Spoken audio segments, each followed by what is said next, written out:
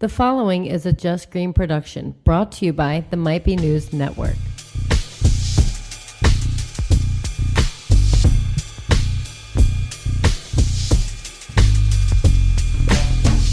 Hello, everyone. It's the week of September 17th, 2018.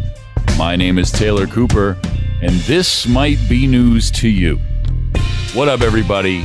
Week 4, Season 4. Follow us on Twitter at MightBeNews247. That's MightBeNews247. More importantly, check us out on our website, mbnnetwork.com. That's mbnnetwork.com. Not mbn.com. Correct. Not bbn.com. Not BBN, not BBC.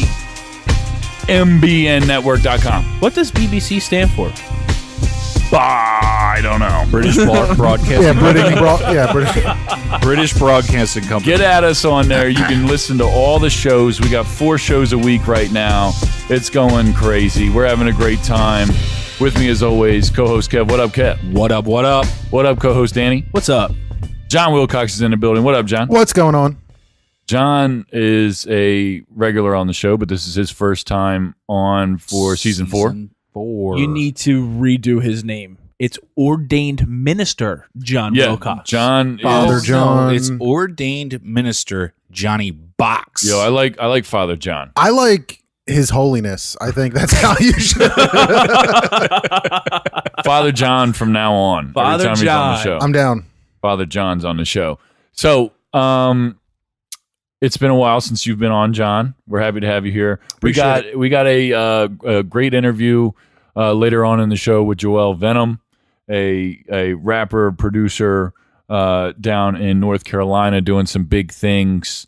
We'll have that after the break, after What's the Point and stuff. Where's he at? Is he in hurricane territory? He is. He's in Raleigh. Oh, snap. So he's not like, I don't think he's getting crushed like the coast, but he's definitely getting some rain, getting some wind. Yeah, my dad is too, so shout out to my dad. Yo, my mom, Lumberton, she's down there too, so shout out to everybody. Be safe. By the time everybody's hearing this, the hurricane will be pretty much over. But Were they in the mandatory evacuation zone? No. Okay. No.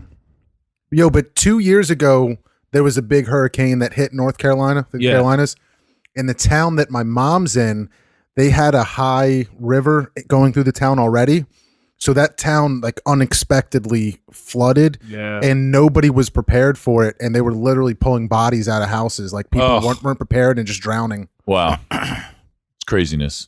It's nuts. But hopefully everybody's more prepared this time around. And I mean, you're the weather dude. I mean, people always stay, but I mean, it dropped to a category 1, which is still crazy, but Let's not. That's my point today. all right. Yeah, that's My my bad. point. Yeah. Well, fuck it. Let's just have some good news then. Hey, did you hear the news?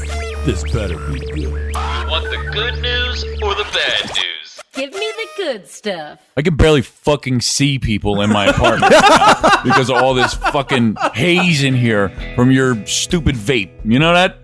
Enough. Enough? Let's get to the good news. Here's the good news. Here, go, Danny, what do you got? Season 4, episode 4. Hold on, I can't see my phone. Shut up! You helped me, Dick.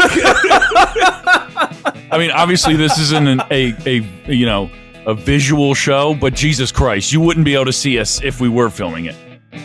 Go ahead. We look like Cheech and Chong up in this picture right now. So, kind of hard getting some good news with everything that's going on right now. But I did find a few things. One is coming from Virginia. It's coming from Stafford County, Virginia. It's of these high school students that decided to go the extra mile and treat somebody. So there's a janitor in their school, and this janitor is always smiling. He's always happy. He's always, happy to see the kids. So the kids decided to do something out of the ordinary, and they bought this janitor his dream shoes. They bought him a pair of Jordans. Nice. So we posted this video on the Might Be News Network Facebook page, and it's gotten some good praises from it. So I thought that was something, worth mentioning again. Cool. Also, with the hurricane coming and hitting the East Coast, there's a lot of good people that are starting to show up because of this. A lot of Airbnbs, a lot of hotels in our area are offering free nights, weeks for people who have been evacuated from the coast to go and stay and ride out the storm. I thought that was really fucking cool. That's awesome. That is awesome. So the CEO of Airbnb came out and said, if it is an Airbnb, we will pay for that for you. You just have to provide a valid ID stating that you live down in North Carolina, South Carolina, Virginia, or Georgia, where you're being evacuated from, and we're going to cover the cost of your stay for however long you need it. That's awesome. That's awesome. So I thought that was pretty neat that there's good people coming out when we need them most. Yeah. I deal with a lot of oil and propane companies with my job, and there's a company I'm working with in Massachusetts. They took 3 drivers and trucks and drove. It's 8 or 9 hours for us. That's From another 6 hours from Massachusetts Damn. down to the Carolinas with trucks full of gasoline and diesel to repower generators and things like that to get people power. So I thought that was really cool. That is. Broco Oil up in Massachusetts. And another thing, I'm going to talk about Elon Musk later, but I saw that he somehow, I don't know how this stuff works, but he changed the software in cars and any of the Teslas that are in that area to up the battery power that they have so that they can drive further, and they're all going to get free supercharging to recharge their Teslas, like anybody in that area. That's As awesome. kind of to help out. Wow. So That's I don't know. pretty It's really junk. neat. That's junk. So you're telling me that he has the software to get even more miles than he's already getting, And and he's not allowing people to use that. I didn't want to get into all that, but I read into it, and what the deal is that when you buy the Tesla, they give you the option to buy the biggest battery, but not pay for the biggest battery. And then if you want to upgrade later, you can. So they're installing the biggest battery in the car, but you don't have to pay for that upgrade. And they only give you, whatever it is, 300 miles of range, let's say. And then if you want to pay for the upgrade later down the road, you can, and they'll turn it on, and then you get 400 miles an hour or whatever it is. Okay. That's crazy. That's So- all crazy. Yeah, it's good stuff. So, John, how have you been enjoying the network so far? We haven't had Dude. you on since the network started. There's been so much that's happened since I've been on last. Thank you for the shout out to my daughter last week. Yeah. That was really cool. But yeah, dude, it's been so much fun listening to the shows. The girls are fantastic. They're so much fun to listen to. I'm really surprised how well they all do. But I feel like Jackie has a voice that works really well for podcasting. I And so does- wonder they where all she do. gets that Right. from. But dude, that's so much fun to listen to. Franz and Novak is like super entertaining, and because we grew up together. But I was we were both big fans of CKY and all that stuff growing up. So Yeah. that's really cool. Like that you guys are talking with Phil and getting all these cool stories from back then. Right. But it's neat, man. The website's up. You can just listen to podcasts right from there. It's so neat to see those notifications come over on SoundCloud. It's like, there's another new show. There's another new show. Kevin Reevey, awesome. He does a fantastic job. I love listening to the sports show. He's So- such a genius when it comes to sports. Oh, dude, it's He's a crazy. genius. We have It's a great crazy. time too. Like he has a lot of the last episode when we were talking about Serena Williams was a ton of fun because it's just like we don't agree on everything, but that's like the greatest thing about sports is like you just talk shit to each other. Yeah. Just Yep. Yeah. whatever, you disagree with me, well, fuck it. But a lot of fun. But dude, it's awesome. great. I've been having a blast listening to all the content. That's great. mbnnetwork.com. It was different now. I had to go through an agent just to come on the show. And it's just a big deal now. There's a lot to it now. Well, we are a big deal. So I want to talk about a couple headlines that I thought were very interesting this week. This police shooting in Texas, in Yeah. Dallas. This is wild. It's getting weird. There's Plot twist. I think a lot more is going to be coming out soon. Yeah. So the man that was shot, Botham Jean is his name, was shot in his own apartment by a police officer. She believed she was in her own apartment. Now, this was an off-duty police officer returning home from work, Yes. correct? Amber Geiger had just ended a 15-hour shift when she parked on the 4th level of the South Side Flats garage Thursday night. She normally parked on the 3rd level. Officials said Geiger, a 4-year veteran of the force, then went to the door she thought was hers, but was one floor too high. Geiger didn't notice that Jean's door had a red doormat. Geiger put her key in the unlocked door and it opened, the official said. Geiger told investigators she entered the dark apartment, saw someone inside, and thought it was burglary. She pulled her gun, fired twice, and shot the man. Botham Jean, 26-year-old. Shot him in his own place. And there's been some choice. There's been some changes in story.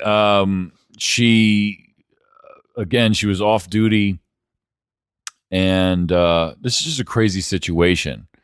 Like the guy, she came in saying, put your hands up, and like didn't announce herself as a police officer, off duty.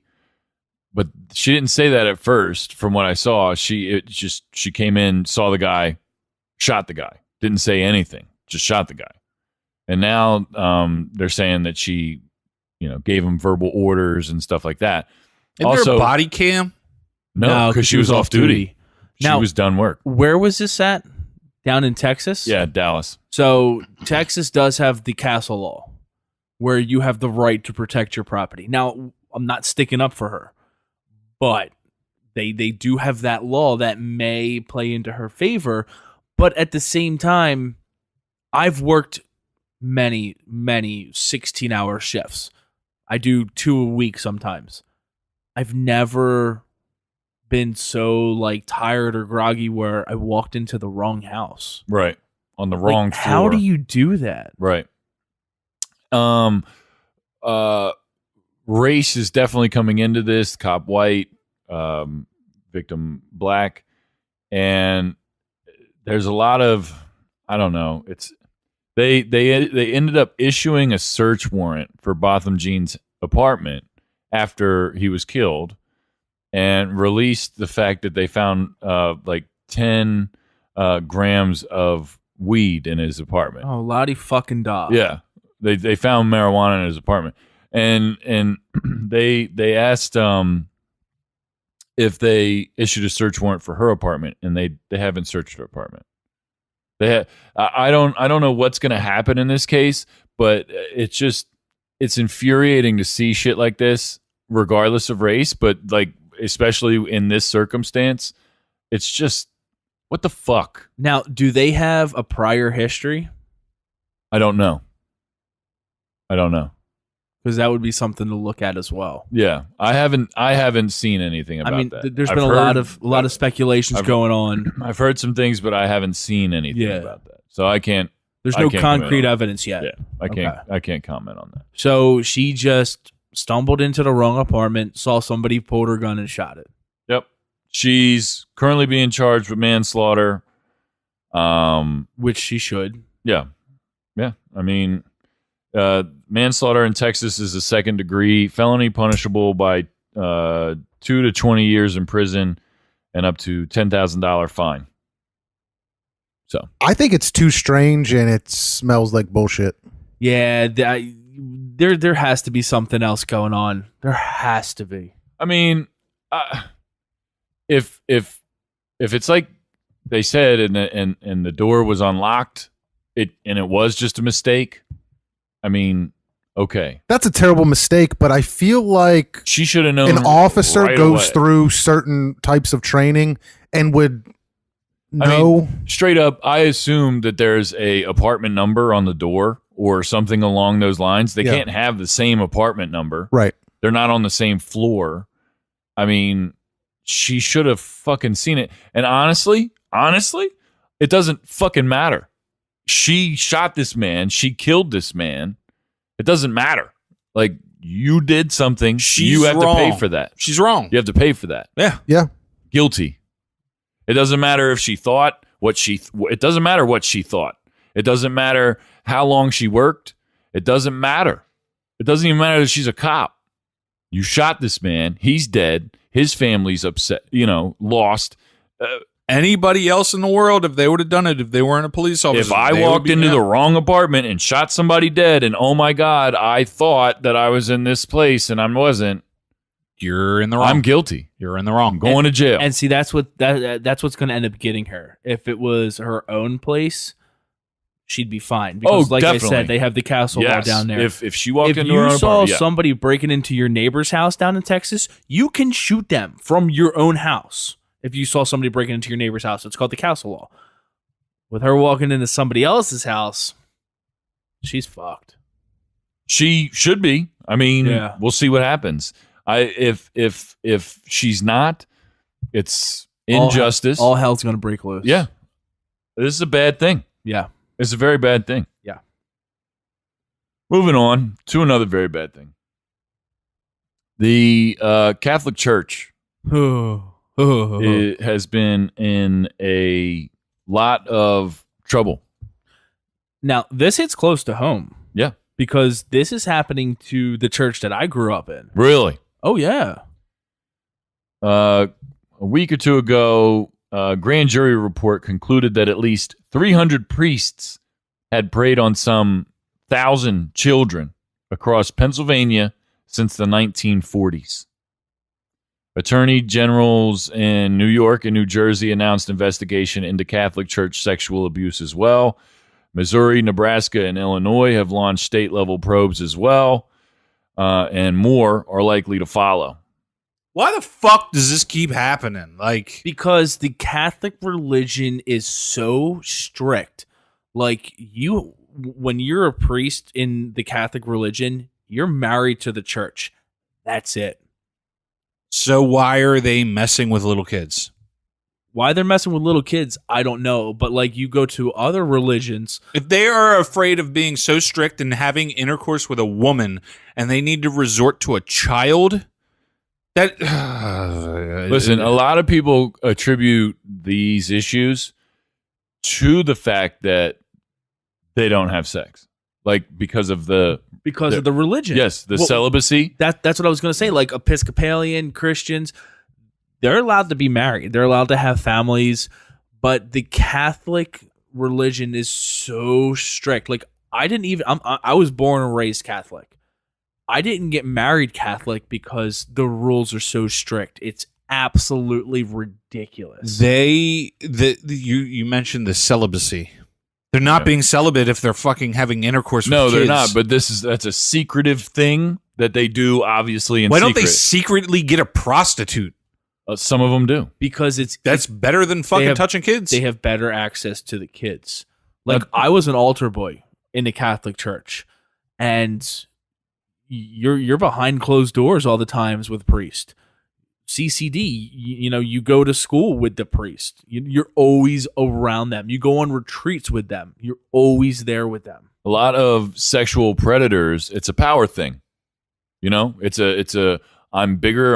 I'm stronger. And in this case, I'm heavenly. Some these kids are obviously impressionable, and this is somebody that speaks on behalf of God. You're part of God, and when you're with them, you're in His namesake. I mean, you're there with Him. Now, the reason that this is becoming a more talked about issue now is because, quite frankly, Americans are less and less involved in the church over generations. Like you think about like our grandparents, for example. Like our grandparents probably went to church all the time, didn't miss a Sunday. Grandparents or my grandmother still goes to church and doesn't miss a Sunday. You know what I mean? So like it's a different time, different generation. Yeah. How many people our age, how many people younger do you When was know the last like time that? you went to church? I'm not a religious guy, so I don't remember. When was the last time you went to Long church? time. Besides baptisms. Besides baptisms, beside weddings, I stopped going to church when my brother passed away. How about you? You and I went with mom and dad in Coatesville Forever ninth ago. grade. Yeah, forever. Maybe, but we went like 2 or 3 Forever. times that year. Yeah. I've been That to was church it. all of 4 times in my life, probably. Now, see, Yeah. growing up, I was at church every Sunday. I was at Sunday school. I did church every Sunday. We'd either go to the 6:30 or the 7:30 mass in the morning with my dad. Were you back before football started? Yeah, because we went 6:30 in the morning Oh my god! because the mass would only be a half hour long. But I mean, I was born and raised in a Catholic church. Literally every Sunday, every holiday, we were at church. One of the crazy things about this, and there's a bunch of articles out about this. The one I'm looking at in particular is from Vice.com. If you go to prison, drug rehabilitation places, Alcohol Anonymous meetings, the odds are extremely good, according to this article, that you're going to meet people that are affected by this. The Catholic Church school system in this country is the largest private school system here. Catholic institutions as a whole own more real estate than any other private institution in the United States. Wow. So you think about it. This is a cross-generation problem, right? And over time, and not to mention they don't pay taxes. Not to mention they do not pay taxes. So a problem with this is that the Catholic Church isn't governed in America. It's governed at the Vatican. Right, by itself. So this is essentially a foreign enterprise that if they do a federal investigation, because they're saying that if you think Pennsylvania is bad, wait till they do New York and New Jersey. Like shit's going to get mega real quick. I don't even like talking about it. Isn't it fucked up? It's I don't fucked even up. like talking about it. I mean, the Pope is getting heat on this. Like, Well, this is getting big, and it's going to get bigger. like I said, it's been hitting close to home because the parish that I grew up in, the Monsignor that was there, he was hiring priests and hiding their backgrounds and putting kids in danger. Yeah. That guy should be thrown in jail right with the priests. Well, the problem is He that is.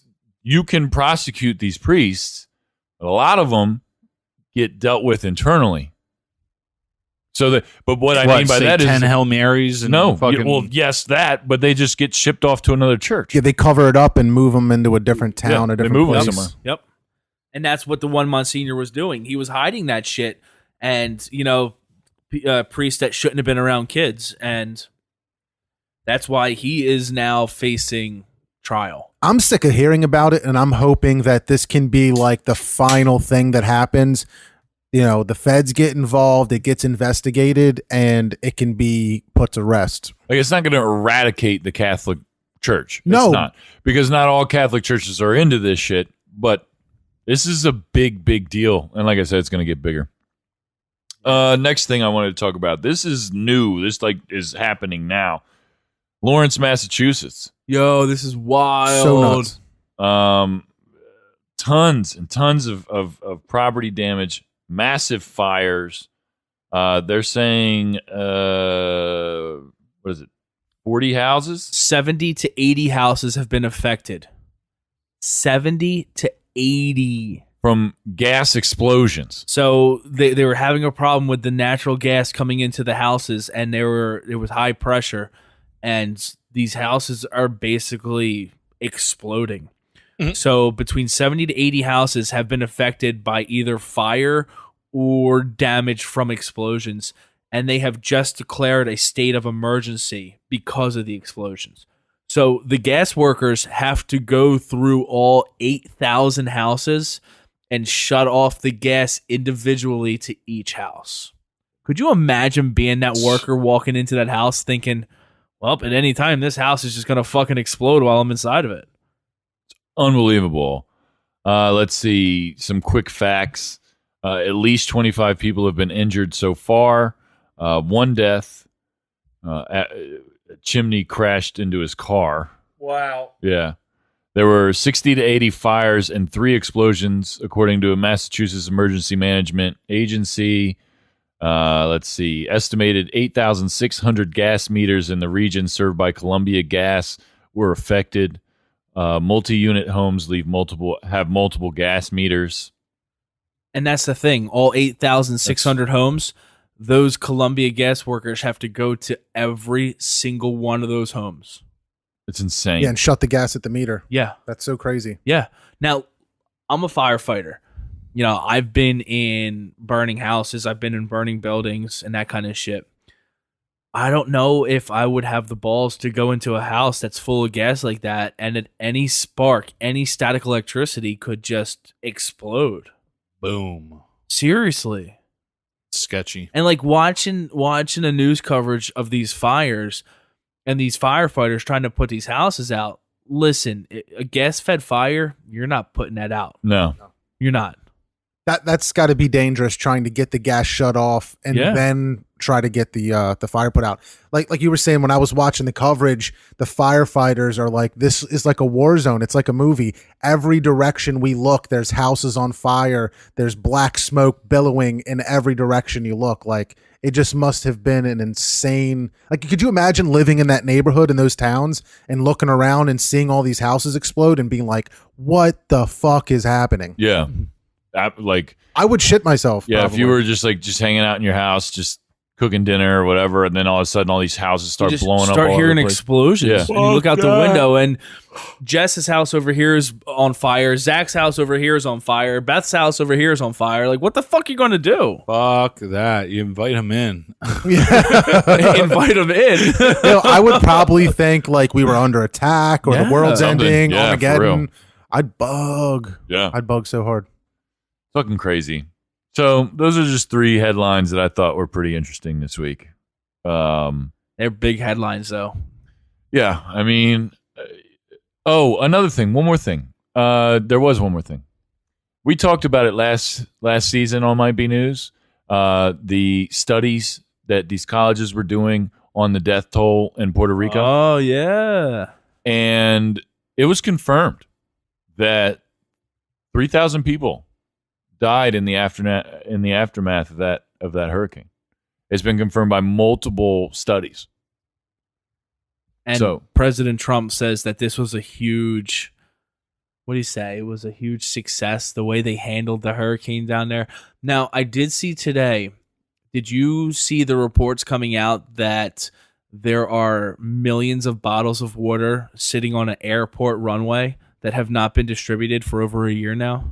I didn't see that. You didn't see that? No. All right, I'll have That's to pull crazy. I'll have to pull that article up. So apparently there is aerial footage, pictures all over the internet of federal aid that was given to Puerto Rico, and it's literally sitting on an airport on a runway under blue tarps, and it's just been sitting there since Wow. the hurricane hit.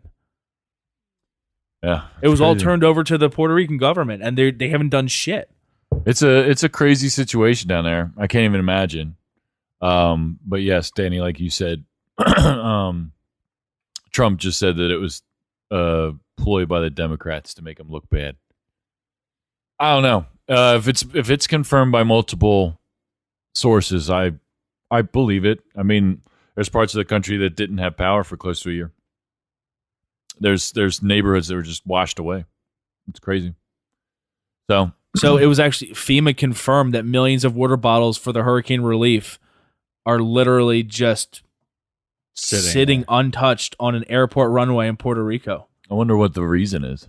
That's a big conversation, I think, for another day. But like, that's one of the examples to me that gets me upset with like what our tax dollars do. Yeah. Like it's great that they're Wild. yeah, but this is not. None of these programs are being managed properly, and the money's going to waste, and we're all, paying for who knows what. Yeah.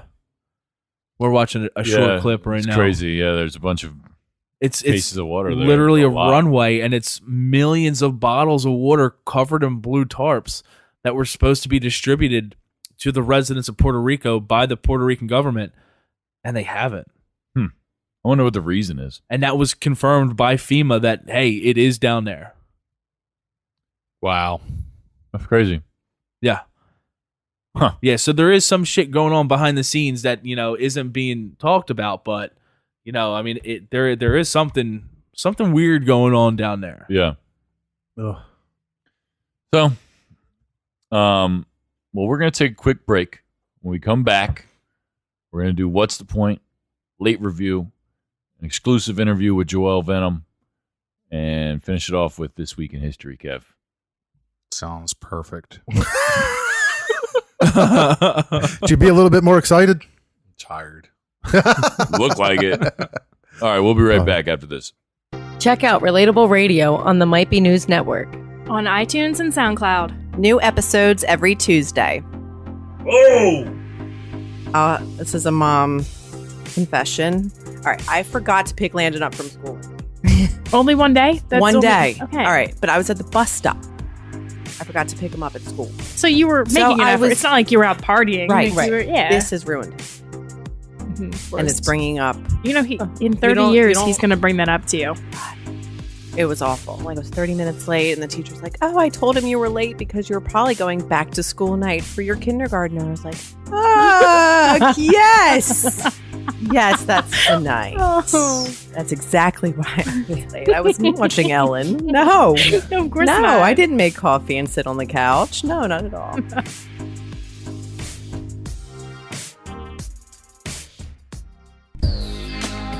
Welcome back to Might Be News, Season 4, Episode 4. I'm Taylor Cooper. What up, Kev? NBNnetwork.com. What up, Danny? What's up? What up, Father John? What up? All right, so,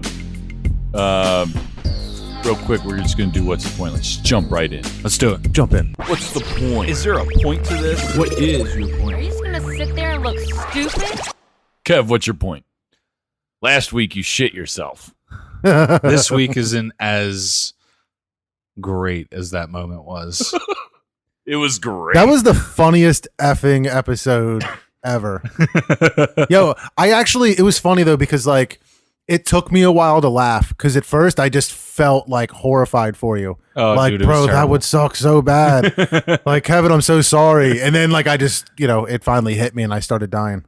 But so I spent the last 3 days down in North Carolina for training for work, Okay. and I'm blown away by the lifestyle down there, as to opposed to up here, of how slow everything moves down there, how slow everybody's so polite, and how slow everybody talks.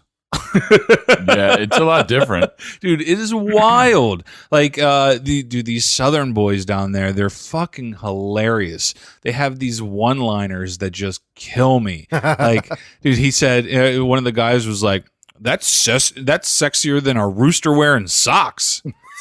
What? What the fuck?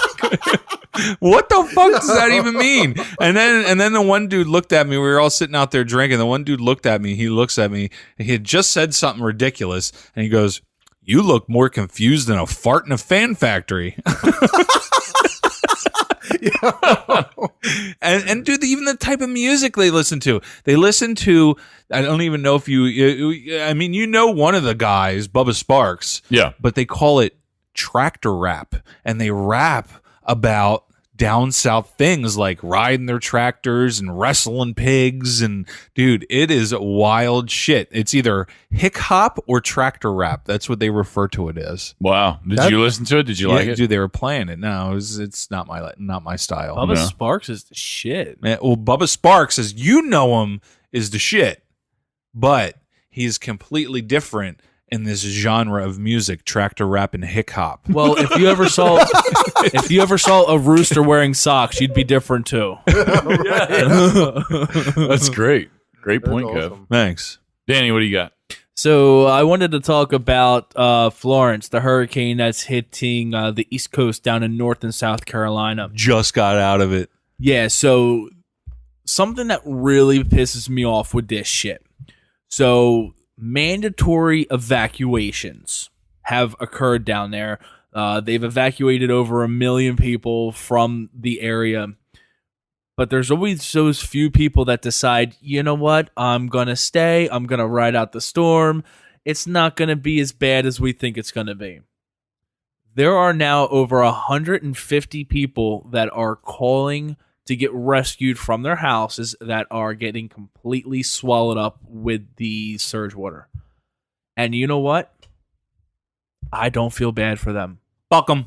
I do not feel bad for them. In Buddha's words, fuck them. Like fuck.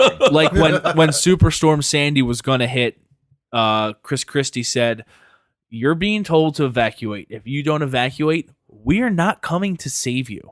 And I completely agree with that. It's a mandatory evacuation.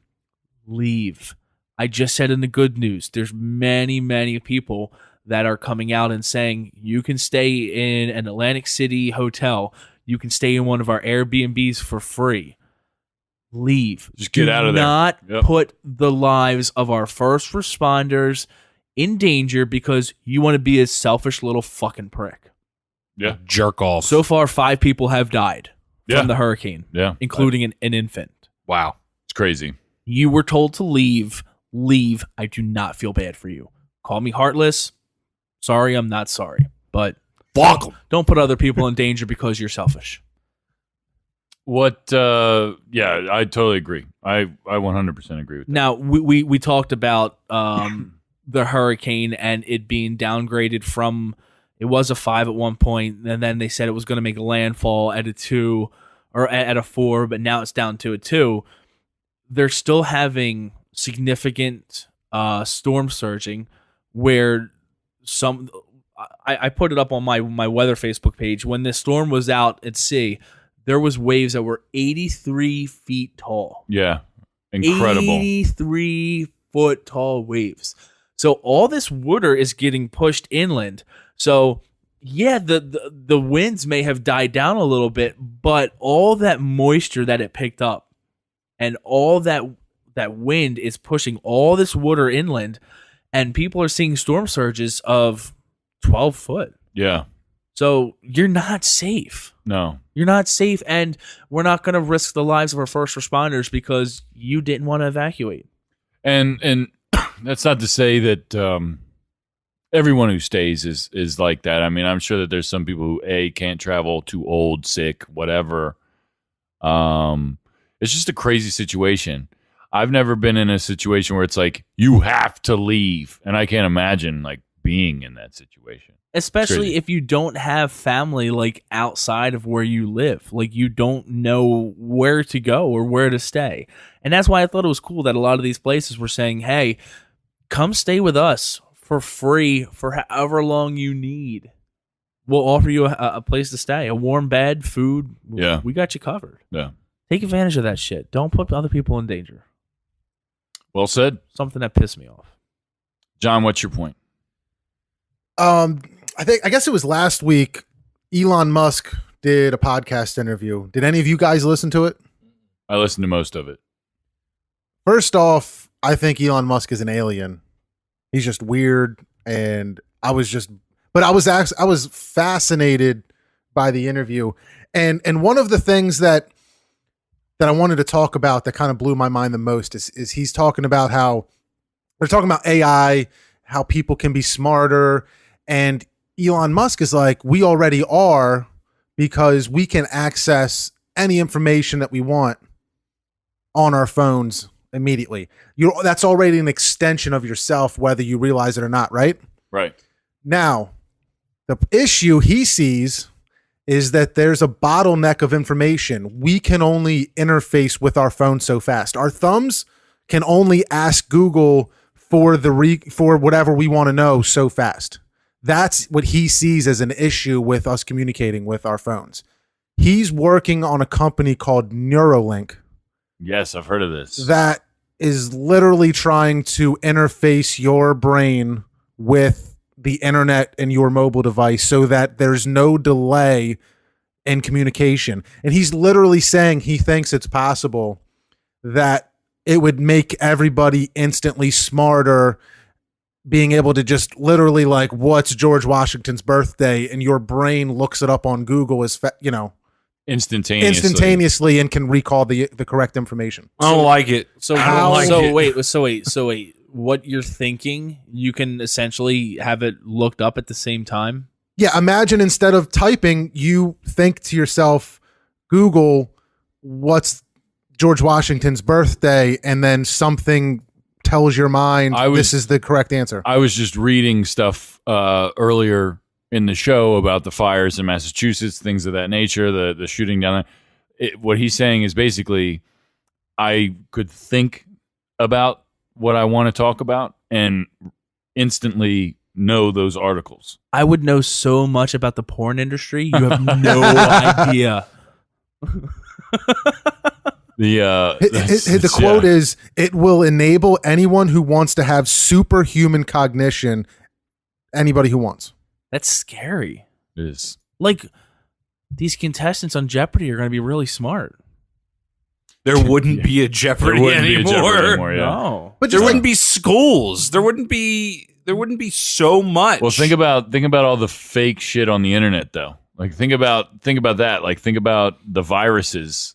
Like, what comes with that, and like, how does that interact with all of it? Exactly. That's the kind of thoughts that I'm trying to come up with, is like brainstorm about it. What are the potential repercussions, and what could happen when you do that? Does it make everybody smarter? If all of a sudden you have the ability for all this information, does that change the way we interact with each other? Hey, like, is there no more I'm better than you, I'm less than you? We all have this new connection. Is that going to change the way everybody treats each other? How would you get this connection, though?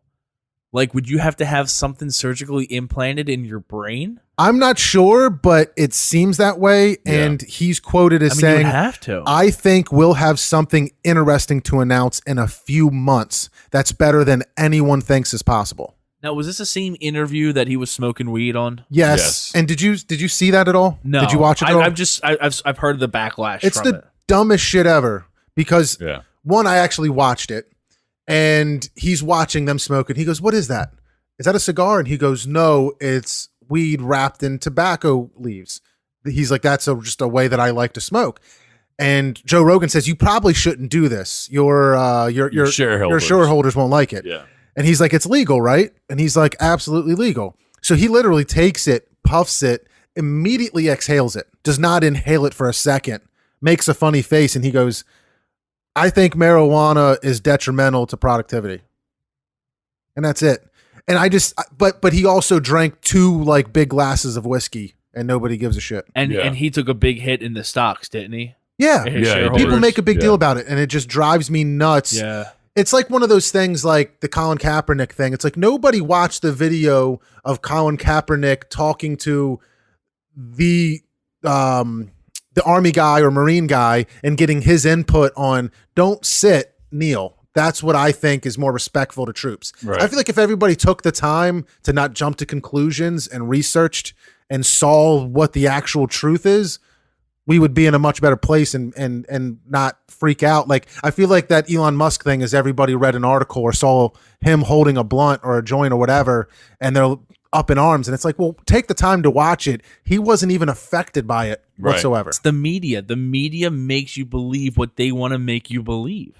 It's crazy. And I want to get a Tesla now after that interview. So my point, I switched it up during this segment. I was going to say one thing, and now I'm not. But Danny, you brought up the porn industry. There is a potential major issue happening in the porn industry right now. Computer-generated effects, face swapping, is becoming such an issue. People are face swapping porno movies with like celebrities. So like they're making it look like, you know, Jennifer Aniston or somebody is making a sex tape or something. Ruin this for me, please, dude. I'm just telling you. No, I'm just telling there's major things happen, because imagine being that star, and seeing something like that, and all of a sudden TMZ or whoever is just like, you know, so and so has a sex tape out, and it's not even you. Yo, it doesn't have to be a celebrity. Imagine if any one of our wives, somebody decided, I'm going to take this Facebook picture or whatever, put her face on a porno and start pushing that out to people, making her think she's doing whatever. I mean, that in itself can be detrimental to anybody. Yeah. It doesn't even have to be a lady. I mean, it could be us too. But I'm just saying, anybody, like, and it's I would be hyped if Pounded somebody in the had butt. there's because it's happening more and more. I mean, it's out there. And I was reading this article thinking because I've never seen anything like it, but the idea of it is crazy to me. Yeah. It is. Because It you really can make is. money doing this. Yeah. And first of all, this person that they're putting on their face on this thing, they're not making anything from it. Mm-hmm. Number one. Right. Number two, it's not them. And if you're good at doing this, I mean, it can look real. Yeah. Oh, yeah. The face swap stuff, like the Snapchat, blah, blah, blah, whatever. That shit's crazy, dude. Yeah. And you can be that person that, contacts TMZ. Hey, I have Jennifer Aniston's sex tape and I will release it to you for $40,000. Right. Why is it always Jennifer Aniston? Stop. Yeah. Just stop, Kev. Yo, I love her. you know what that And reminds you me wouldn't want of? to see her sex tape? Oh, I would love it. Well, then go ahead and play along with us. You know what that reminds me of is I also heard there's software out there now where they can take, people that are famous that are always heard or on TV, right? Like Obama, for example. There's enough audio of him where these computers process the audio, and then you can make a script or whatever that you Yes. want, and it makes it sound exactly like. So it's this weird thing that we're gonna run into now, where how can you tell the difference? What do you know? What's real? What's not? Aliens it's gonna are be invading crazy. us. I mean, It's Obama. Fuck are you talking How does that have anything to do with this? And, dude, you fucking. I'm sure if there's enough voice, not voice footage. What voice stuff? What do you call it?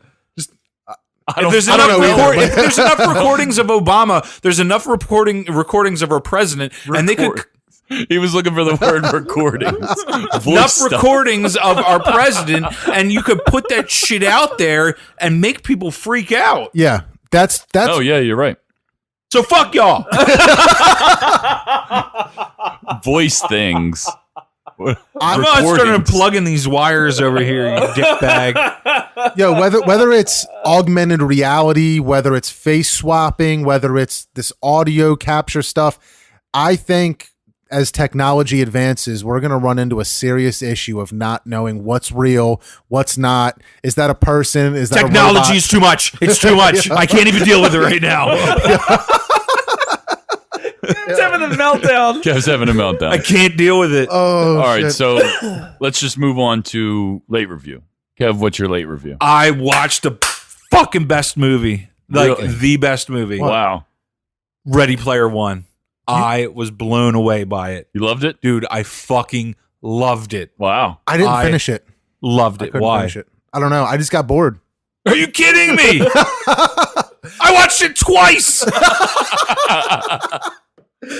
Yeah, I really loved it. wanted to get into it. There was a lot of stuff that was cool. I liked the little Easter eggs, like Iron Giant. I'm a big fan of his. So Yeah. when I saw him in the Yeah, previews me too. and all this crazy shit, The I was like, fucking DeLorean? Come Yeah. on. Back to the Future? Yeah. Like, just go in reverse. It was sick. It was a good movie. I liked it. there was Yo. parts that were neat, but I guess if I couldn't keep my attention long enough to finish it, I was like, I got to go do dishes or something else. 9.75. Wow, Kev. Yeah, buddy. That's like the highest score ever for you. Dude, it was fucking awesome. Are you Wow. allowed to double decimal that? Doubled decimal. Done. He did it. He did it. Oh shit! Wow. Wow, Kev. Good for you. Yeah, It was phenomenal. that was a good review though. John, what do you got? A couple of things. Eminem. I know you touched on it last week. I listened to it. yeah, really I didn't liked enjoy it. I had to start washing the dishes. Oh, Kevin.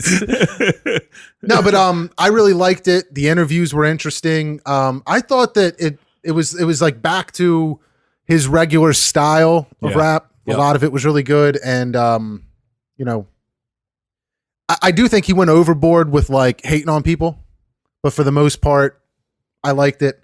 The other thing is Thrice came out today. Yes. You and I are huge Thrice fans. Yes. What did you think? I liked it a lot. They pre-released 3 songs, and I collectively think that those are the best songs on the album. Which songs came out first? The first 3 on the 3. album? Yeah. Only Us, The Gray, and The Dark? Yes. Okay. The Dark is probably my favorite song on the album. Is it? Yeah, that and well, I don't know. Those 3 songs are like really fucking good. I agree. But I like the album. It's really good. I like the whole album, and I've listened to it 3 times today, Okay. start to finish. I agree. Only Us, The Gray, The Dark, first 3 songs, and actually Everything Belongs. I really like. But what's crazy is no songs are similar to the other. Yeah, I agree. There's so many different styles. There's ones that are melodic and you flow with it, and then Thrice is so technical. Yeah, they are. Like just listening to these instruments, and it's kind of like out of my range of understanding, but the timing, the drummer, these time signatures that he's on, where it's not just a simple like 4/4, Yeah. whatever, like that shit's just intense to me. Like When I listen to Thrice and when I listen to this new album, the first thing I think of is like there's no glitter to this. There's no bubble gum No. to this. Like this isn't pop. This isn't like new Linkin Park. This isn't Coldplay post, parachutes or rush of blood to the head. Like this isn't new rock. This is an alternative. You know what I mean? Grittiness and a realness to the voice, Yeah. to the instruments. That's just like you said, it's not polished whatsoever. That's what I like about Thrice so much is that it's just edgy and like rugged. And you know what I think is interesting is, I don't know if it's just because we're huge fans or not, but every album has been different. Right. They've evolved, they've changed, but they've never been they've never put out anything that I've thought was like garbage. You know what I mean? Agreed. Oh, they've dude, always yeah. continued to just put out something new, but just been great musicians and done a great job. I think the only song I didn't like was A Branch in the River. I don't know if you remember that one or not. I'd have to go back. I don't What do you remember the rate it? names. What do you rate it? I'm gonna go like low 7s. You know what I mean? Like a 7.1, 7.2. It's great. I don't know if I'm just gonna keep going back to this album like I have ones that I would rate higher, Yeah. but it's good. That's probably where I'd put it. 7.5. What do you Something got? like that. I mentioned it last week as my point, but this week I'm going to review it. If you have a PlayStation 4, go get that Spider-Man game. It's fucking dope. It's fucking dope. I haven't had time to play it like crazy, but last weekend I had quite a bit of time to sit down with it. The story is incredible. The graphics are just amazing. Stan Lee makes an appearance, a little cameo like he does in all the he movies. really? Yeah, it's That's awesome. And like I said, the facial graphics in this game, like during the cutscenes and stuff, really remarkable. Like the way that like the mouths move, you can see the tongue pronunciating words and like cheeks moving, and That's wild. really, really wild. It's so awesome to see how far they've come with video games. Yeah. Oh yeah. Like Techno Bowl to this. Well, and it's funny because there's like a little bit of buzz on the internet about this game because apparently if you go way out, like you're on an island, you're on Manhattan, right? So you can go out in the water, like you don't die like in the other Spider-Man games when you touch water, which was dumb. You can go out in the water and there's these boats cruising around out there. And if you make it to the boats, which is an area you're not supposed to go in the game, like nobody thinks that you're going to go out there. Right. It's for aesthetics. But the people on the boats, like they're all pixelated and dumb looking. Like it looks like PlayStation 1. Like it looks really bad. Not PlayStation 1, Did but you like go PlayStation out 2. to it? Yeah. And it does look really dumb. But you're not supposed to go out there. Like there's no reason to go out there. But like Gotcha. it's just this aesthetic thing that people are bitching about on the internet because. But I haven't quite beat it yet, but I'm at the very end. And I'm not going to spoil anything. But if you're a Spider-Man fan, this is The game for you. this is a great fucking game. Like it's great. What would you rate it? I give it a strong 8.5. Wow. Strong. Nice. What do you predict for Red Dead that you're going to rate that? Dude, I I went to GameStop to pick up the new NHL today, and the managers of GameStop got invited to do an extended trailer and see some gameplay and everything, they said it is absolutely amazing. Like, Really? for real, like, so dope. I went and reserved the Spider-Man and Red Dead. Yeah. Just paid for them, right out, off, just yeah. boom. So I can just walk in there and grab them. I'm really excited for Red Dead. I'm also really excited to see because I bought the season pass for Spider-Man as well. There's 3, one DLC, but it's like 3 chapters that are coming over like October, November, and December. Right. And they all sound really dope. Nice. Really dope. So I'm excited where they're going to go with it. They had like a stream today talking about it, and like they've already basically confirmed that they're working on the second one. I'm really excited about it. Really excited about it. Nice. So we're gonna go into this. It's a little bit of an extended episode this week. We got a great interview with Joel Venom. Before we go, I just want to thank John. John, thank you for being with us tonight. Thank you for having me. Appreciate it, man. Father John. We're going to come back after the interview and do This Week in History. And that's it. We'll be back after this.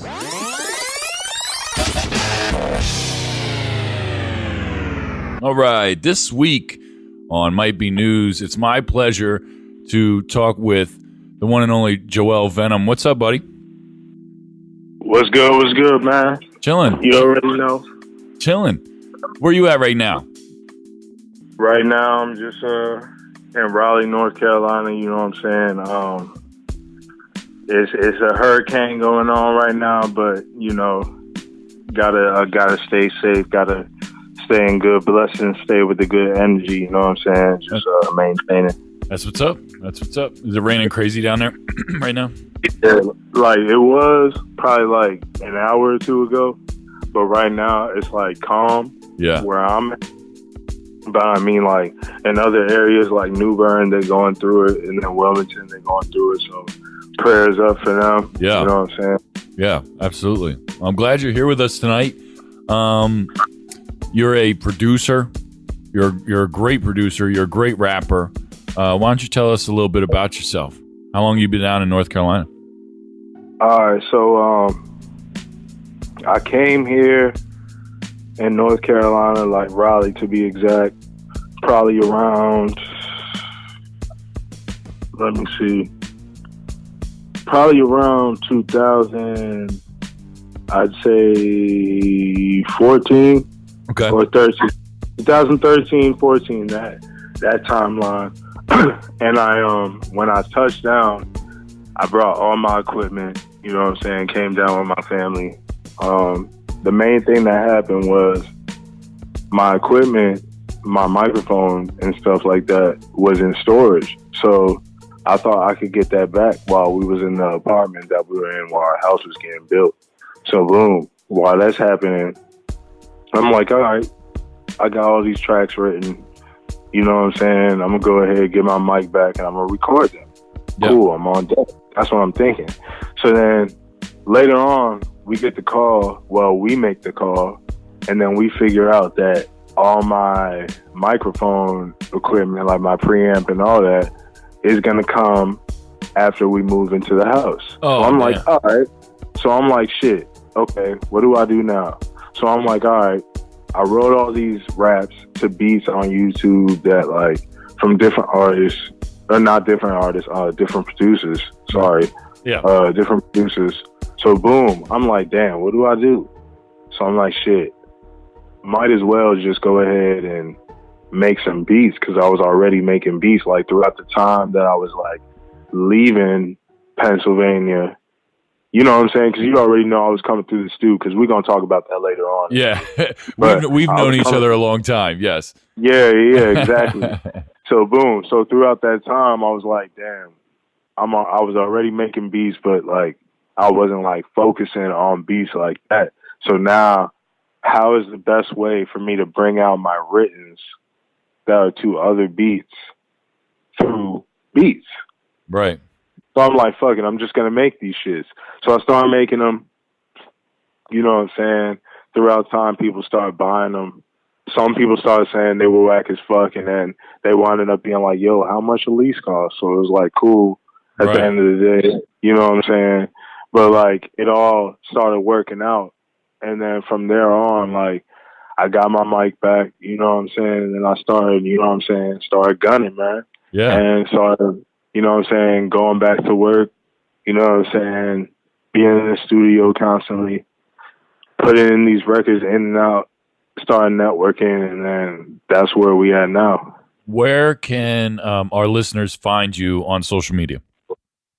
On social media, you can find me on Instagram at Joel Venom, and that's JOELVENOM on Instagram. You know what I'm saying? If you type in the search tab. And then on Twitter, same thing, but it's JOELVENOMIL. You know what I'm saying, for Illinois, because that's where I started at. Okay. With all of this music. You know what I'm saying? But then I also got Facebook. You can look me up, Joel Venom, JOEL. You know what I'm saying? Is your music on iTunes, Spotify, stuff like that? Oh, yeah. Same thing. Spotify, iTunes, Apple Music, Napster. People still go on there. I knew that was around throughout dial-up and shit. Yeah. God damn it. What the fuck is that? You know what I'm saying? Motherfucking Tidal. Let's see. Everywhere. Everything. Yeah. Google Play. All of that, man. It's everywhere. You just came out. You got a new album out called Underdog. When did it come out? Just recently, right? Yeah, it came out August 6th, and it's actually an album that was in the works for a long time. Like in my mind though, like I'd say probably I had tracks that were laced, and then I had a lot of tracks that I had halfway done, and then I wasn't really. Like, I was focused on them, but I was trying to figure out, all right, what's the next move? Because with Underdog, it was wild. It was like I was going through a time in my life where, like, it seemed like a lot of people, you know, were looking down on me and they weren't really noticing what I had in store. And then I also looked at myself and I was like, damn, you ain't really, like, going hard like that for real, like you think you are. So why would you think that these people are going to come, you know what I'm saying, notice you? And then it was also a time of rebuilding because, like I said, like before, I met you, you know what I'm saying, Nick, all them, the whole diva thing, like I said, we're going to talk about that. But, like, when I moved here, it was like a sense of rebuilding because it was like, you're in a new place, motherfucker. Like, you have to go ahead, rebuild with everything that you just did in PA prior. Yeah. You know what I'm saying? Yeah, absolutely. And so it was a big ass challenge, and it was like everybody here isn't from North Carolina.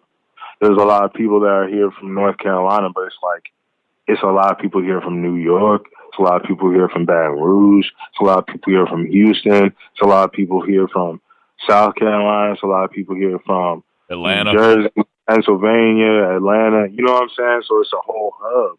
You know what I'm saying? So when that happened, I was like, man, I'm going to just go ahead, focus on this album, you know what I'm saying, and just not show out, but just show exactly who I am and what I've been working on, and show, like, the process and be able to get people to get on board, not force-wise, but just feel the actual music and go from there and not focus on any type of thing like metaphors, you know what I'm saying, similes, all that type shit. Like, that should have come about, but I was like, I want to feel this album. I want it to be a feel. Like, I want it to be a vibe. You and I go way back.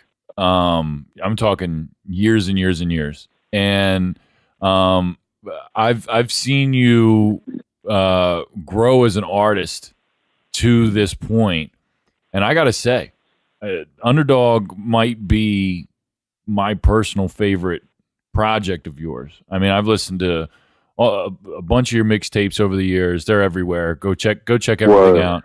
But Underdog is just a great, like you just said, vibe. You get this great vibe from it, and it's great to see that you're still pushing yourself to kind of find that right vibe for you, because this is exactly it. Like, you should just take this and just keep pushing what you're doing because it's just great. One thing, real quick, I like to end all my interviews, especially with people into hip hop, with a top 5 dead or alive. That can be whoever, whatever, whether it's people that influenced you, or just who's hot right now to you. It could be whatever you want it to be, and not in any order. But I'll save that for the end. I'll just let that marinate through the rest of the interview, though, for you, because I know it's a tough question. Yeah, for real. So back to, though, about how we met. We met a long time ago. Did a couple shows together. Been kind of supporting each other throughout the years. Just kind of cross, promotion type deal. And how is DFIC? DFIC, and what is DFIC for the listeners who don't know who you are? All right. Well, okay. DFIC is something that I started. A lot of people don't know this. DFIC Inc. literally started back when I was in Downtown East High School, and it was like probably 2008 at that time, and it was me and Easy Free, right? And it was me and Easy Free in the graphic arts class that we was in. Wow. And we had a section in class where we was making business cards. So me and him was sitting right next to each other, and we was going ahead and making our business cards names, right? And I chose to go ahead and make DFIC Inc., right? As a little sample, like business card or whatever. I ended up not really paying attention to shit in graphic arts class, but I ended up taking a liking to actually making a business card for DFIC Inc. So by then, it stuck with me. It was like, yo, why did I look this up? And now some people say DFIC or whatever because the word means godly. At the end of the day, the word means godly. So when I looked at it, I kind of didn't look at the pronunciation of it. I was like, okay, DFIC, like whatever. But DFIC or whatever. Tomato. Yeah, so I went ahead and I said in my head, yo, this shit, I kind of fucks with this shit. You know what I'm saying? So I started to go ahead and carry this shit. Now, at this time, I was rapping with Easy Free. You know what I'm saying? I was cool with people like Psychoanalyst and shit. Shout out to him, my man Maurice and shit. Shout out to my man Easy Free and shit. And I was around the motherfucking town in Downtown, Pennsylvania and shit. And I was with a lot of people that I grew up with, that I was cool with, but we all had different cliques. I was a part of the syndicate, and so I knew the syndicate was my man Easy Free's clique. And I knew that was a clique that he had with this one dude, my man Max. He was in it, and Psychoanalyst was in it, and I was in it. So I was like, damn, like the path I want to take, you know what I'm saying, with this hip-hop shit is kind of on some entrepreneur shit, but I'm always on some shit where, like, I want to innovate, I want to create. You feel what I'm saying? Yeah, absolutely. So I was like, man, by the time we was in class, when I did that business card, you know what I'm saying, I ended up just going with it. Throughout the time I met Black Spider, you know what I'm saying, I met Big Nemesis and shit, and they wanted to be a part of the squad, you know what I'm saying? It was something that was real mutual, you know what I'm saying? It was definitely peaceful and everything. Everybody had an understanding. We had a lot of people like Definition Beats, you know what I'm saying? Ray on the beat, you know what I'm saying? Ray Beats. We had a lot of people, but throughout the time, a lot of people, you know what I'm saying, wound up going their separate ways with life and then with music too. Like some people still do music to this day, some people don't. But right now, the people that I still have in DFIC Inc., like, now DFIC Inc. is more like a brotherhood. I want to go ahead and stamp that right now because a lot of people don't know that. But it's like DFIC Inc. is a brotherhood. It's not just like a group of musicians. Like people got this shit tatted on each other. Like, you know what I'm saying? Like, yeah. So this is like some real life shit, like through some street shit, and then through some going ahead and finding yourself to find out the street shit really ain't worth it. You know what I'm saying? Like if you found yourself and you know who you is and you know you're on a path of like peace and you're trying to get back to you and yours, like then you DFIC Inc. So it's like But a lot of people stopped really making music. But right now, I have a couple artists in North Carolina, you know what I'm saying, that's doing their thing, doing a lot of big things, man. Like, I have an artist named Acid Trip. He's in Defect Inc., you know what I'm saying? Acid Trip Tomo, you can find him on Twitter. You can find him on Instagram. He did a track with Mick Jenkins. I produced that. True, he's part of Defect Inc. He's an artist from Defect Inc., you know what I'm saying? He has a lot of projects in store that are about to come out. I done produced them, executive produced them, you know what I'm saying? Same with Endo, you know what I'm saying? And then my man, Harlem Juice, you know what I'm saying? He's still in the cut, you know what I'm saying? He got some shit in the works with my man. Endo got some. He got something on the way, got a couple things on the way, been producing that. But that's what Defect Inc. is now today. You know what I'm saying? It stems from something far back. But, I mean, right now, we're just continuously working. I still try to keep in contact with everybody else that is part of the brotherhood, you know what I'm saying? Easy Free, as I mentioned him, that's still Defect Inc. from day one. Been my right-hand man, you know what I'm saying? A lot of people, you know what I'm saying, Sabotage, you know what I'm saying, Dante Allen, all of them, you know what I'm saying? Even Organic Theory, you know what I'm saying? Everything, like, everything, man. Like, you know what I'm saying? Just keep it at that, you know what I'm saying? So it's like, just as long as you working and you trying to do something in life, it don't even have to be music, you know what I'm saying? You Defect Inc., man. You still working, man. That's what I'm looking at right now. I appreciate that, man. That's great. It's great that you still keep in touch with everybody too, and it's an ongoing brotherhood, and that's all inspiring because you produce so much. Your beats are incredible. I urge people to go check them out just as a standalone thing. But your creative process, how do you go about creating for lack of a better term, how do you go about creating the vibes that you achieve, especially in your newest album, Underdog? Like, take me through your studio time. All right. With that, it's more like being free, man. It's like when I be in the studio, right? Like, I don't try to focus too hard on something. Like, if I'm like, because the narrative is like getting to it and getting something done, right? But normally when somebody is thinking of getting something done, they think like completely.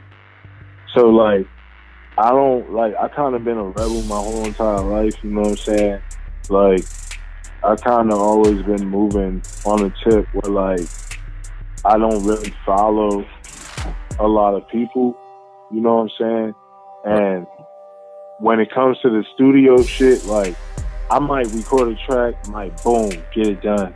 Then other times I might just do half of it, you know what I'm saying? But all the time, like, I always try to keep myself free. But recently, it's been a lot of just not really like freestyling, but just feeling the vibe and then just going off of that.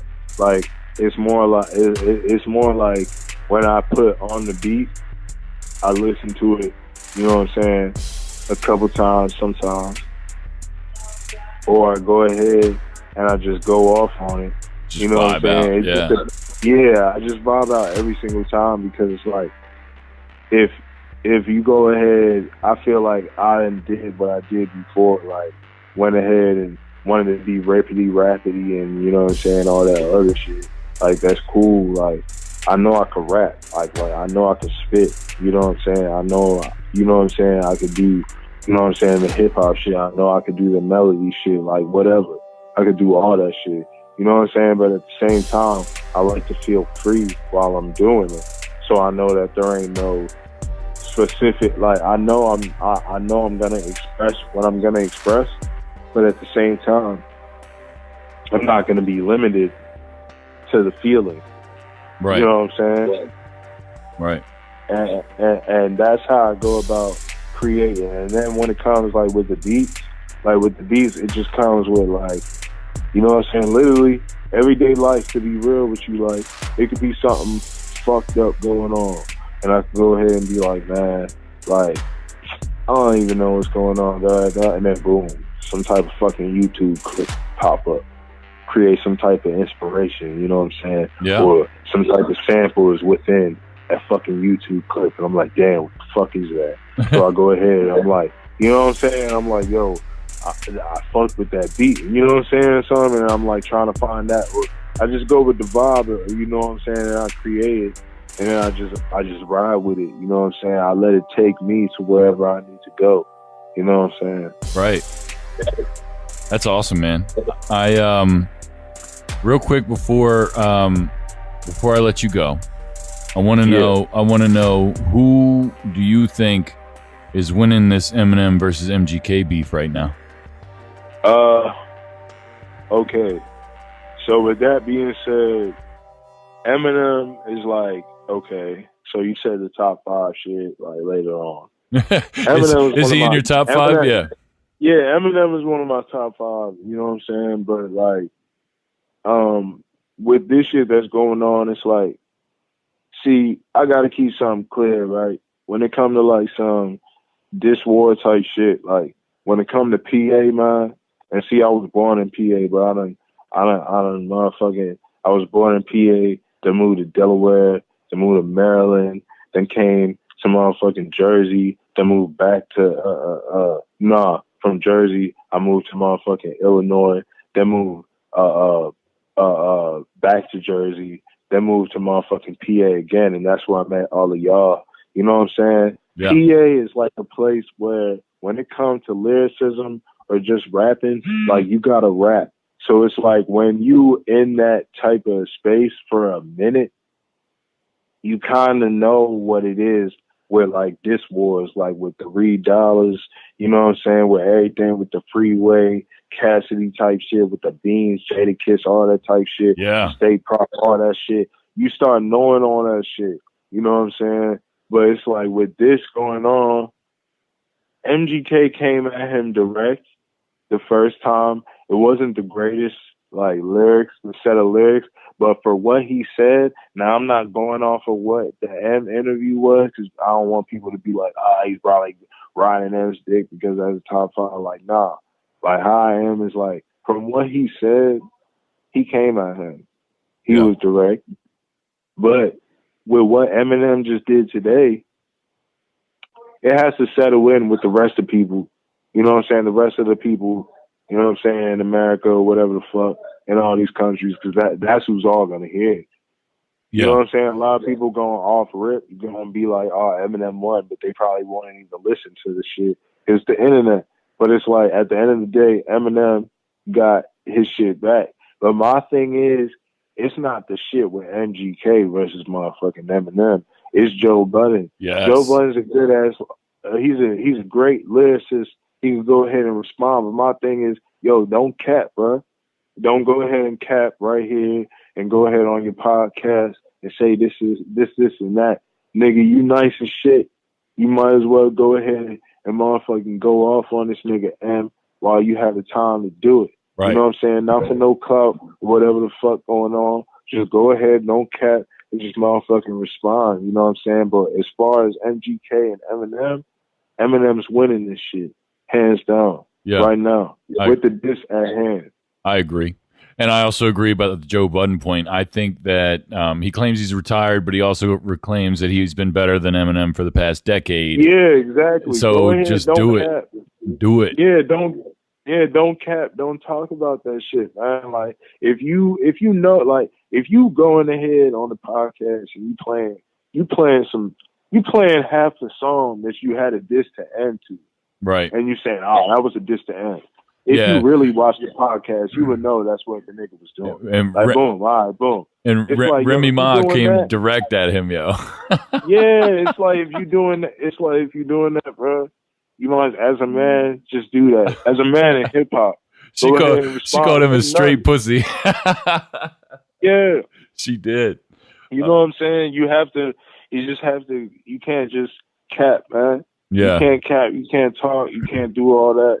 You gotta go ahead and respond. Like that ain't even warranted in certain cities. Like certain cities let that slide. PA don't let that slide. New York ain't gonna let that slide. You know what I'm saying? Like it's certain places, man. You can't let that shit slide. So you, as an MC, you gotta go ahead and back that up, man. You gotta keep your resume up with that shit, man. Even if you say you retired, if you're saying you better than a nigga, like if you say you retired, that's one thing. If you say you better than a nigga, that's your opinion. That's one thing. I believe that Button has some shit that is better than M, and I believe that M has some shit that's better than Button. You know what I'm saying? I keep it fair. I'm not no biased ass motherfucker. But at the end of the day, it's like, bruh, if you popping up and you saying some shit, bruh, you might as well go ahead and say some shit. You feel me? Yeah, absolutely. Yeah. Yeah. Because that's a title fight between the two of them. That's a title fight. Like that's some pay-per-view shit. You know what I mean? Yeah, exactly. And it's like, yo, don't cop out. Don't cop out and be like, yo, I'm retired. Don't, nigga, if that's the case, nigga, don't say nothing. Right. You know what I'm saying? Yeah, if you're not going to say nothing, don't say nothing. Right. Yeah, because it's like, yo, don't say nothing to put yourself in that position because of the people. Like, I understand, so you know what I'm saying, it's a game. It's not really a game, but it's like, you know what I'm saying, the public and all that is going to perceive it a different way, but it's like, nigga, fuck the public, nigga. It's between you and M at this point. If a nigga saying something like that and he's saying that since you talking and he helped you out, you got to respond to how you felt about how he didn't help you out if you feel that's what happened. He said he helped you out. So at that point, you might as well go ahead and respond, bro. Yeah. Go ahead and cat, man. I agree. What I'm saying? Yali, or Joel Venn, I'm sorry. What's your top 5 dead or alive? We'll get to that and then we'll head out of here. You already said Eminem. Okay. Top 5 dead or alive. Does it have to be in order? No. Okay, cool. Shit. Damn, I told you this shit was gonna be fucked up. Didn't I? Told you this Yo, shit. it's hard, man. It's hard. I goddamn told you this shit. All right, let's see.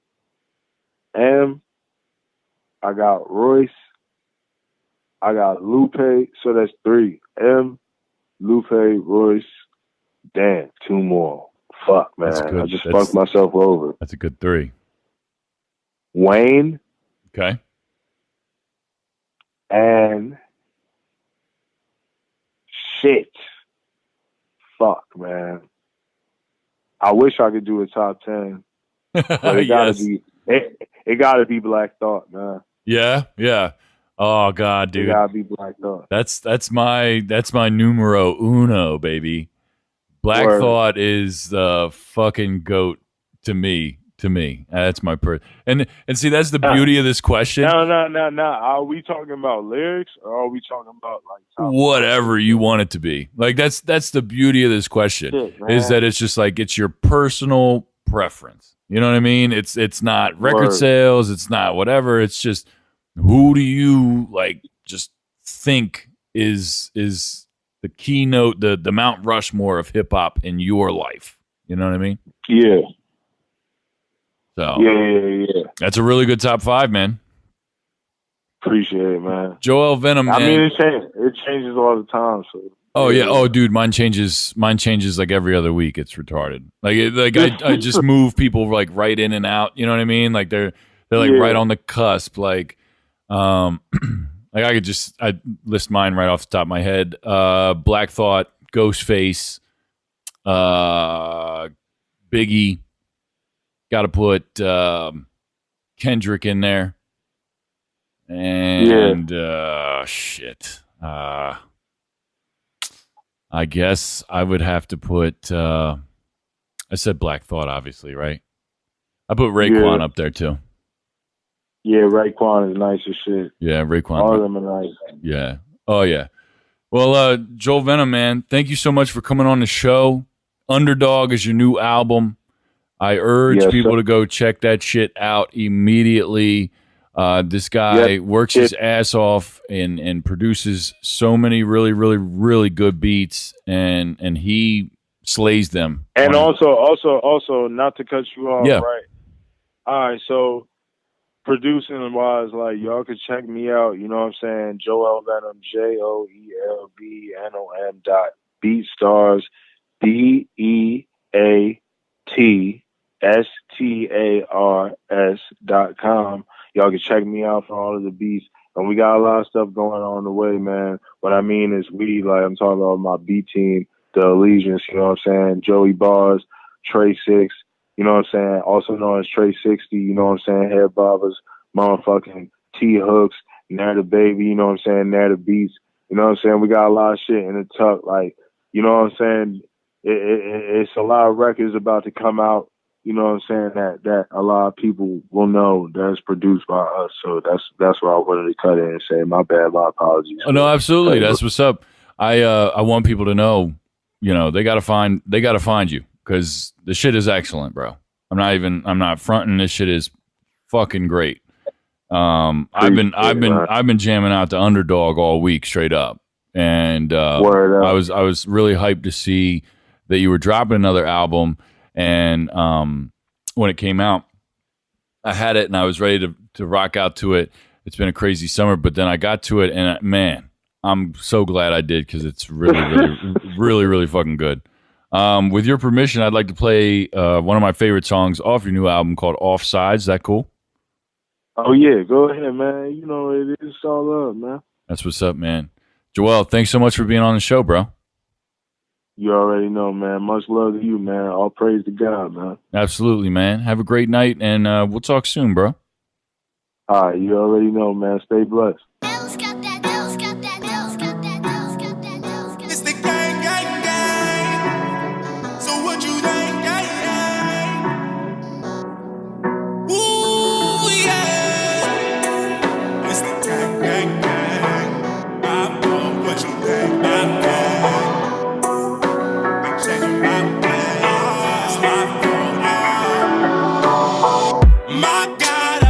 Shot caller, it's deep again. As soon as I scream, squad up, pulling strings. I feel like a rock star, yeah. An icon, I'm waiting on my moment. My God, I feel like a shot caller. It's deep again. As soon as I scream, squad up, pulling strings. I feel like a rock star, yeah. An icon, I'm waiting on my moment. Wait a minute, remember you played the victim. Slide remarks, put your fade in faded position. So don't utter a word and then check it out on the fly. Jumping out the window to open doors, access denied. Why do niggas mix me up and then wanna be in the mix? Trying to comfort me like a friend, yeah, comfort me in the end. That evil eye ain't a good look. I can't trust what I see, cause even so looks like sugar. This is played out.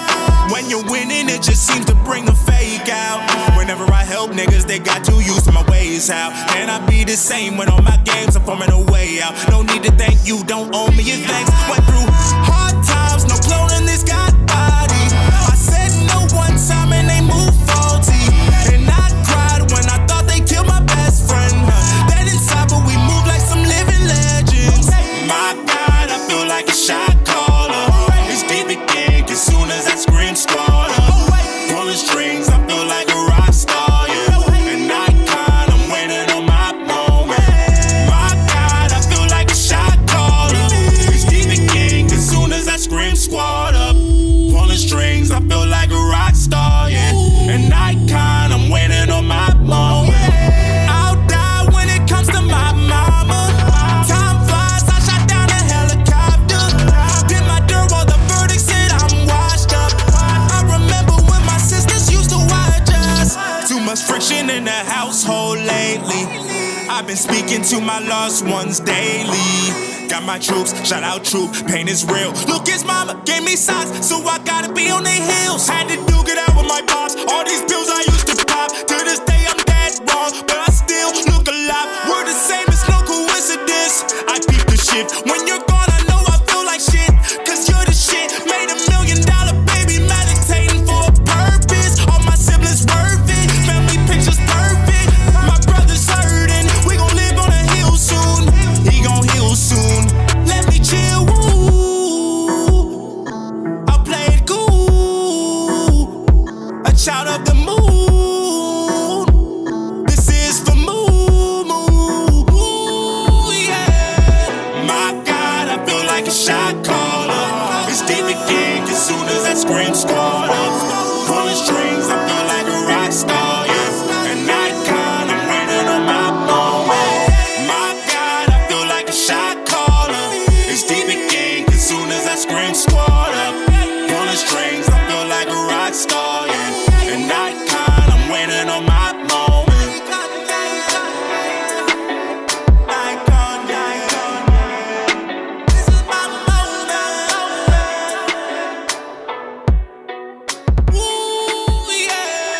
All right, we're back.